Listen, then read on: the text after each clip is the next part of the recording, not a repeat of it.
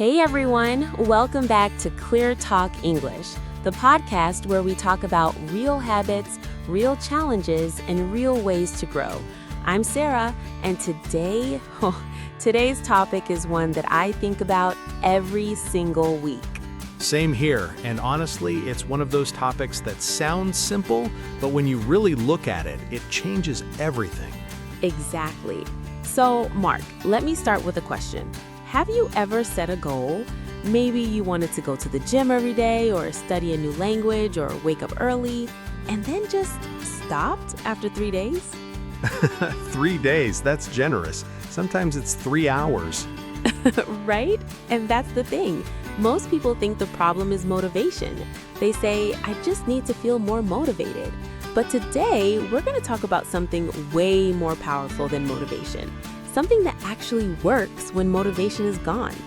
We're talking about discipline, and I'll tell you, once I understood what discipline really is, my life looked very different. We're going to break this down into simple, clear ideas. We'll talk about what discipline actually means, why so many people struggle with it, and some really practical ways to build it into your daily life. Even if you've tried before and it didn't work, stay with us. This one is different. Okay, Mark, let's start at the beginning, because I think a lot of people hear the word discipline and immediately think of something hard, something painful, like punishment almost. Yeah, that's actually a really common idea. Many people think discipline means forcing yourself to do things you hate, like waking up at 5 a.m. and running in the cold rain. And sure, some people do that, but that's not really what discipline is at its core. So how would you describe it? I like to think of discipline as the ability to do what you decided to do, even when you don't feel like it. That's it. It's about keeping your promise to yourself. Oh, I love that. Keeping your promise to yourself. Right. And here's something interesting. The word discipline actually comes from the Latin word discipulus, which means student or learner. So at its root, discipline is about learning. It's about training yourself. That's so different from how most people see it. Completely. And here's one more thing I want people to understand early. Discipline is not the same as motivation. Motivation is a feeling. It comes and goes. One day you feel excited, you want to do everything. The next day you're tired and you just want to watch TV. Motivation is emotional. But discipline is a skill. And like any skill, you can practice it and get better at it. So it's not something you either have or you don't. You can actually build it. Exactly. And that's good news, right? Because it means if you've struggled with discipline before, it doesn't mean you're broken. It just means you haven't practiced the right way yet. All right, so now I'm curious. If discipline is a skill, why is it so hard for most people? Why do so many people struggle with it? Great question. And the honest answer is because our brains are not naturally built for discipline. Our brains like comfort. They like easy. They like now. The famous now brain. Exactly. Scientists call it instant gratification, the brain's preference for rewards right now instead of later. So when you want to study instead of watching videos, your brain is literally fighting you. It wants the easy thing, the fun thing, the immediate thing. That makes me feel better about all the times I've chosen Netflix over reading, honestly. It's very human. But here's the thing. Understanding this is actually the first step to fixing it. Because when you know why it's hard, you can work with your brain instead of against it. Okay, so what are the main reasons people fail at building discipline in your experience? I'd say there are 3 big ones. The first one is the goal is too big. People try to change everything at once. Starting Monday, I'm going to wake up at 5 a.m., go to the gym, eat healthy, study 2 hours, and stop using my phone before bed. That's not a plan. That's an explosion. I've written that plan before. We all have. And it never works because you're not weak, but because you're asking your brain to make too many new habits at the same time. It gets overwhelmed. What's the second reason? The second reason is people rely only on willpower. Willpower is like a battery. It starts full in the morning, but it drains as the day goes on. every decision you make uses a little bit of it. That's why by evening, it's so easy to break your diet or skip your workout. You're running on empty. So using only willpower is not a real strategy. It's not sustainable, no. And the third reason, which I think is the most interesting one, people don't have a clear why. They want to be disciplined in general, but they're not connected to a real reason, a real purpose. Can you give an example? Sure. I want to study English is a weak reason, but I want to study English because I want to work in another country and build a different life for myself. That's a real why. That's something you feel. And when things are hard, when you're tired, when you want to give up, it's that why that keeps you going. I think a lot of people skip that step. They just start the habit without asking themselves why it really matters. Completely. And then they wonder why it falls apart after 2 weeks. Okay, so we know what discipline is, we know why it's hard, but here's what I really want to know. What actually works? What can people do right now to start building real discipline? This is my favorite part, because this is where it gets real. Let's go. Okay, so the first thing I always tell people is start smaller than you think you should. Seriously, way smaller. If you want to build a reading habit, don't start with an hour a day. Start with 5 minutes. 5 minutes feels almost too easy. That's the point. It should feel easy, because your goal in the beginning is not to read a lot. Your goal is to build the habit of sitting down with a book. The habit comes first. The amount comes later. You can always increase the time, but if you start too big and quit after a week, you have nothing. That makes so much sense. Small actions done consistently add up. There's actually a great idea from a book called Atomic Habits by James Clear. He talks about a concept called the 2-minute rule. If a new habit takes less than 2 minutes, do it now. And if you want to start a bigger habit, make the first step take only 2 minutes. Want to work out? Just put on your workout clothes. That's it. 2 minutes. And then usually once you have the clothes on, you actually do the workout. Exactly. Starting is the hardest part. Once you start, momentum does the rest. Okay, what's the next piece of advice? The second one is build systems, not just goals.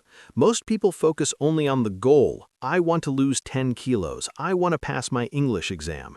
Goals are great for direction. They tell you where you want to go. But systems are what actually get you there. A system is the process you follow every day. So instead of focusing on the results, focus on the process. Right. A student who wants to pass an English exam should focus less on thinking about passing and more on a system. Every day at 7 p.m., I sit at my desk, I study for 30 minutes, no phone allowed. That system done consistently will get you to the goal.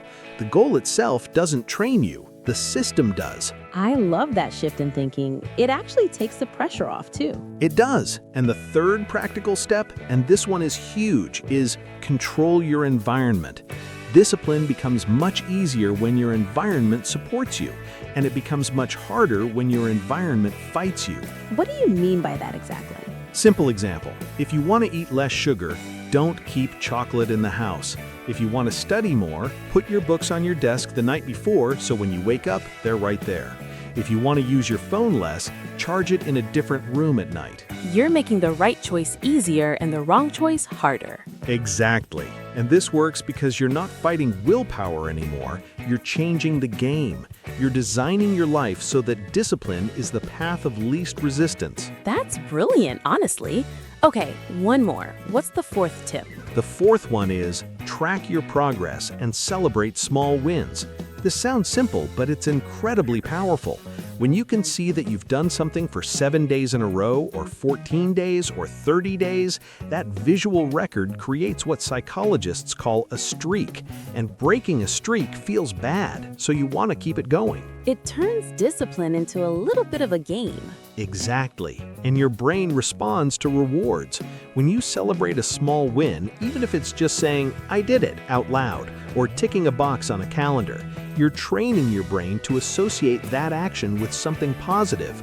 Over time, the action becomes something you actually want to do. I use a habit tracker app, and honestly, it's one of the reasons I'm consistent with my morning routine now. Seeing that chain of check marks, I don't want to break it. That's the system working perfectly.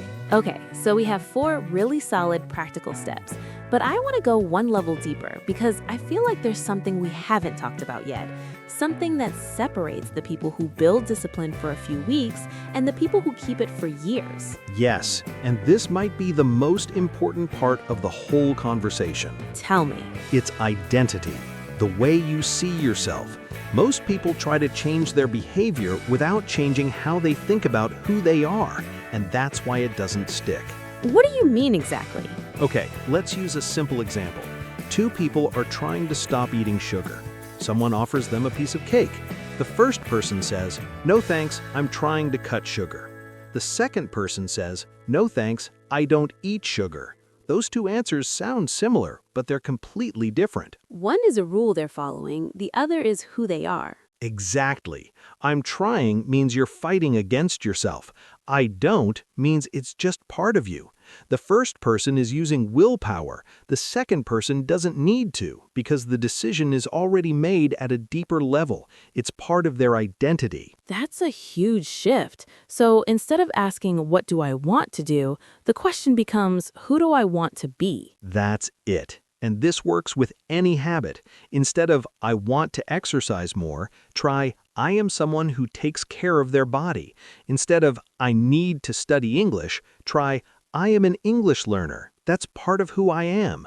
When the habit becomes part of your identity, you don't have to force yourself anymore. You just act like the person you believe you are. But here's a question. How do you actually start believing that about yourself? Because if you've never been a disciplined person, it feels fake to just say, I am disciplined. Great point. And you're right. You can't just say it and believe it. You have to earn it. And the way you earn it is through small actions.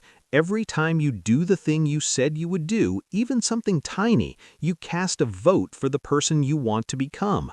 1 vote isn't enough, but 100 votes, 1,000 votes, now you start to believe it. So the habits build the identity, and the identity reinforces the habits. It's a cycle, a very powerful one, and this is why the small wins matter so much. It's not just about the result, it's about the evidence you're collecting about who you are. Every morning you wake up and study for 20 minutes, you're telling yourself, I am the kind of person who does this. Over time, that story becomes real. I love that. You're basically writing your own story through your actions. Exactly. And here's the flip side, which is important to understand. If you keep breaking your habits, if you keep saying, I'll start tomorrow, and then not starting, you're also building an identity, just not the one you want. Every time you skip, you vote for the person who gives up. So it really does matter, even the small things. That actually makes me take the small decisions much more seriously. Like it's not just about the gym today, it's about who I'm deciding to be today. That's the exact mindset. And once you have it, discipline becomes less of a fight. It becomes an expression of who you are. Okay, I want to talk about something that I think is really important. What happens when you mess up? Because everyone does. You skip a day, you break the streak. What do you do then? This is such an important question because I think how you respond to failure is just as important, maybe more important, than how you build the habit in the first place. Most people, when they miss a day, they say, I ruined it, and then they stop completely. Yes, the all or nothing mindset, and it's really harmful. Here's what I say instead. Never miss twice. 1 missed day is an accident. 2 missed days is the start of a new habit, a bad one. Never miss twice. I want to write that on my wall. Please do. The key is to accept that missing 1 day is normal.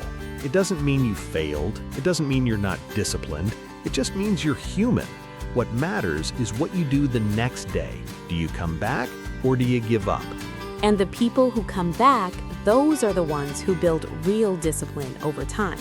Exactly. In fact, some research suggests that people who expect to face obstacles and plan for them ahead of time are actually more successful than people who just expect everything to go perfectly.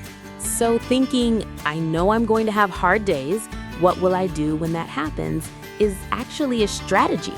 It's a very good strategy. It's called implementation intention in psychology.